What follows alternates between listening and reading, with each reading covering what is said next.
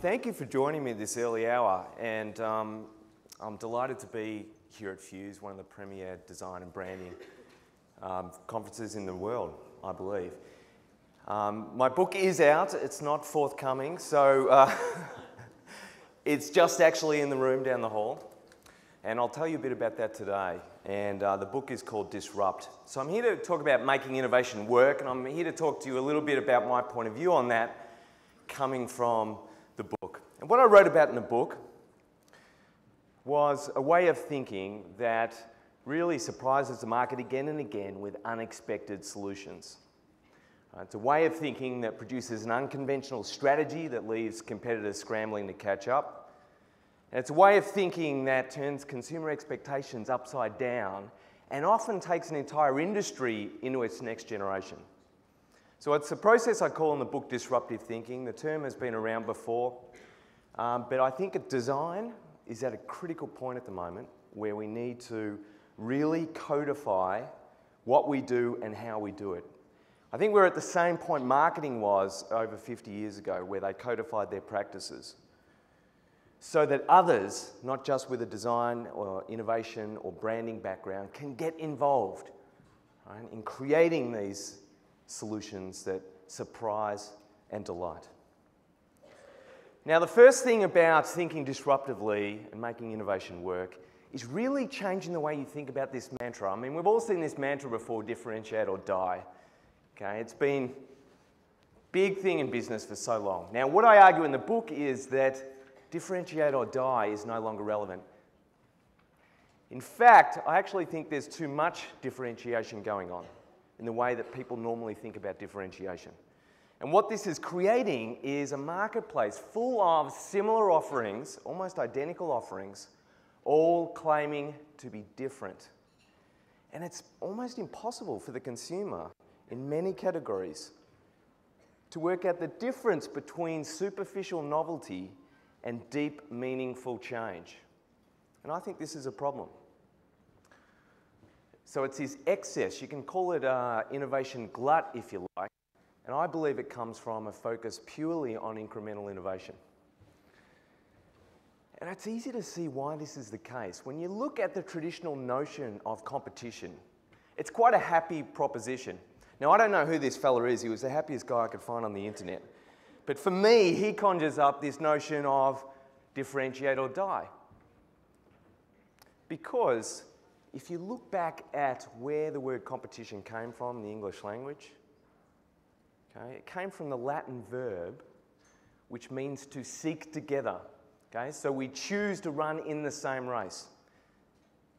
And this is why everybody gets into these patterns of following each other, knowing exactly what their competitors are doing, and doing it a little bit better to try and get an edge on their competition. That's often the way people think about innovation when they're talking about it.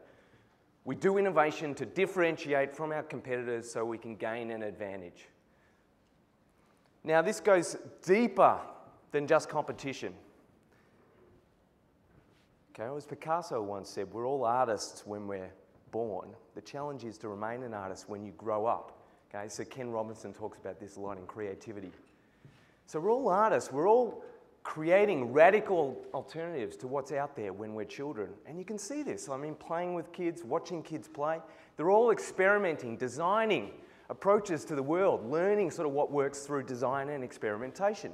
Now, as they grow older, what happens is they start learning the adult way of doing something, okay, the right way of doing something.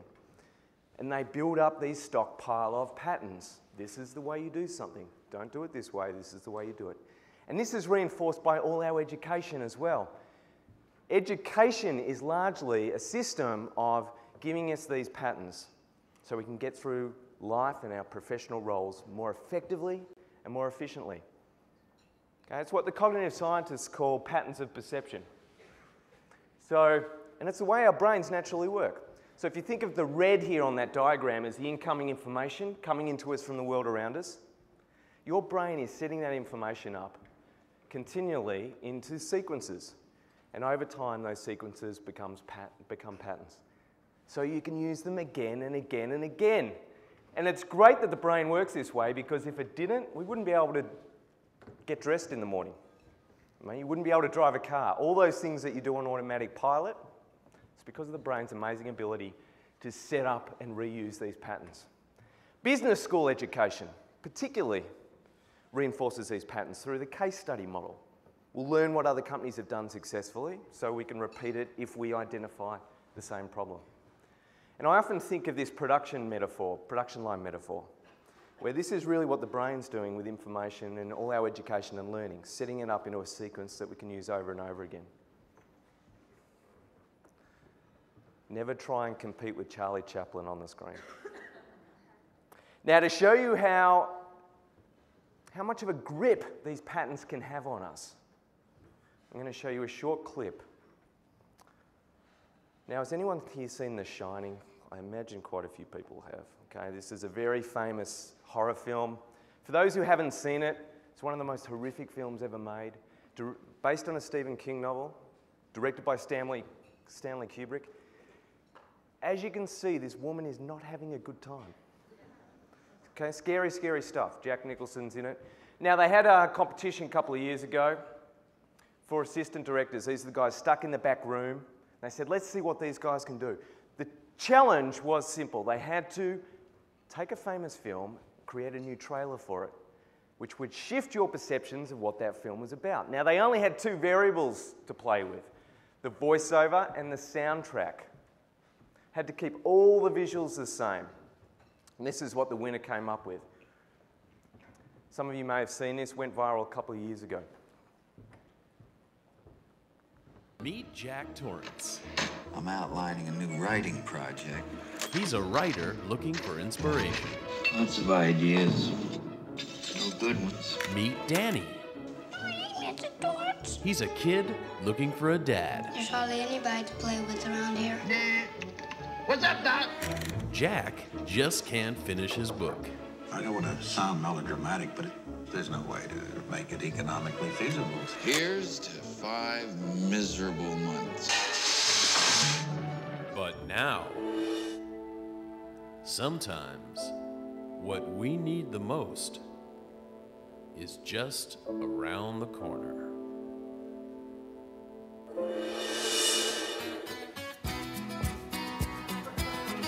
I am your new foster father. I'd do anything. Climbing up on Salisbury Hill, I love it. I could see the city light. My heart going boom, boom, boom. Son, he said, grab your things, I've come to take you home. Shiny.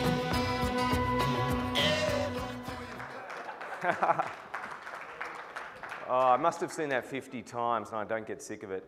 In fact, I saw The Shining after I saw that trailer. I hadn't seen it before. And boy, was I in for a surprise. You know, red rum, red rum. Now, it was quite easy for the creators of that video to switch your perceptions. I'm not taking away, it was great creative work. But the reason they could do that is that the patterns that you have in your head for horror films are just as strong as the patterns you have in your head for romantic buddy-buddy comedies. So all they had to do was switch the conventions that trigger those patterns. So switch the conventions that trigger your pattern for romantic comedy. Okay, the soft voiceover, the Peter Gabriel soundtrack. Now we've tried this. You can put Peter Gabriel in anything and it will soften it up.